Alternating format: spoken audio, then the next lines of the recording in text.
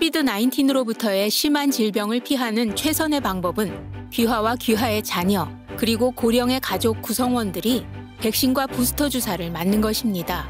그리고 급이 높은 마스크를 사용하세요. 뉴욕 여러분, 자신을 보호하세요.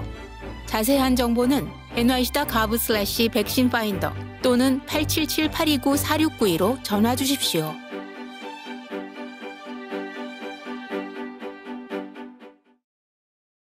백악관 측은 건강보험이 없는 사람들을 위한 코로나19 검사와 치료, 백신 접종을 지원하는 연방 프로그램이 자금 부족으로 만료됐다고 발표했습니다. 이에 따라 각급 병원과 응급의료센터가 무보험자를 대상으로 코로나19 검사나 치료를 시행한 후 연방정부에 환급 신청을 하던 것이 23일부터 중단됐습니다. 백신 접종 후 환급 신청은 4월 이후에 중단될 것으로 알려졌습니다.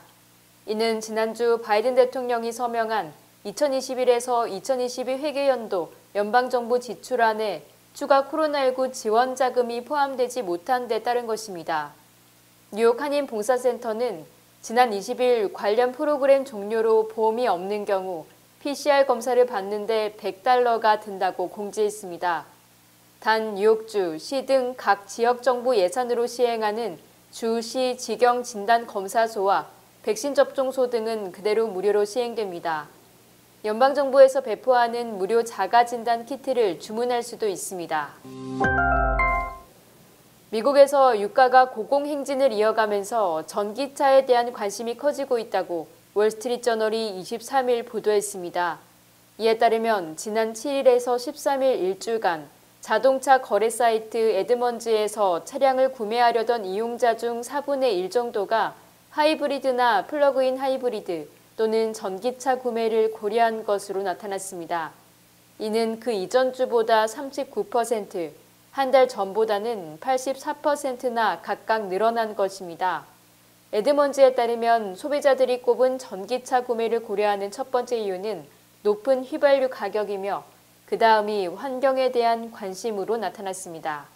반면 높은 가격과 제한적인 주행거리, 부족한 충전 시설 등은 전기차 구매를 망설이게 만드는 요소로 꼽혔습니다.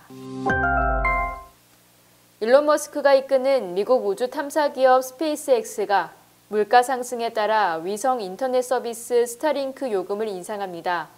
23일 CNBC에 따르면 스페이스X는 스타링크 사용자들에게 인플레이션 상승에 보조를 맞추기 위한 것이라며 요금 인상을 알리는 통지문을 발송했습니다. 오는 5월 21일부터 스타링크의 서비스 가격은 월 $99에서 월 $110로 11% 인상됩니다. 이번 두 자릿수 가격 인상은 머스크가 트위터를 통해 테슬라와 스페이스X가 원자재 및 물류 분야에서 상당한 인플레이션 압박을 받고 있다고 밝힌 직후 이뤄졌습니다. 스타링크는 지구 저궤도에 위성을 다수 띄워 지구 전역에서 초고속 인터넷 서비스망을 구축하는 프로젝트입니다. 화이자가 자사의 어큐레틱을 포함한 일부 혈압약을 자발적 리콜 조치합니다. 이는 발암물질인 니트로사민이 일일 섭취 허용치 이상 검출됐기 때문입니다. 니트로사민은 물이나 음식에서 흔히 발견되지만 장기간 허용치 이상을 복용할 경우 암 발병 위험을 높인다는 설명입니다. 화이자는 현재까지 리콜 대상의 약 복용에 대한 피해는 보고되지 않았지만 만일의 상황에 대비하는 차원에서 해당 약들을 회수한다고 밝혔습니다. 화이자의 리콜 대상 제품은 웹사이트를 통해 확인할 수 있습니다.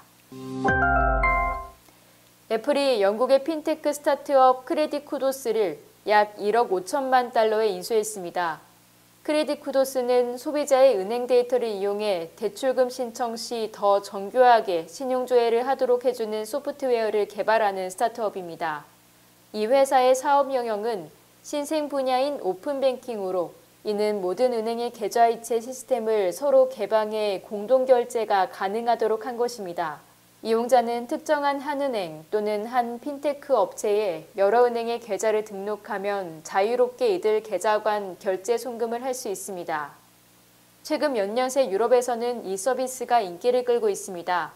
애플이 크레딧 쿠도스의 서비스를 이용해 어떤 사업을 벌일지는 불확실합니다. 세계적인 소셜미디어 메타가 경영진에게도 원격 근무를 허용했습니다. 출퇴근과 원격을 병행하는 하이브리드 워크에 대한 새로운 실험인 셈입니다.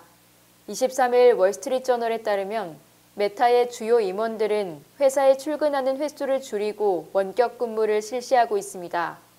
대표적으로 최고 제품 책임자인 나오미 글레이트는 뉴욕으로 이주하고 현지에서 근무하고 있습니다. 또 최고 마케팅 책임자인 알렉스 슐츠는 영국으로 이주하는 것으로 나타났습니다. 아울러 가이로젠 무결성 담당 부사장은 이스라엘에 체류할 예정인 것으로 전해졌습니다.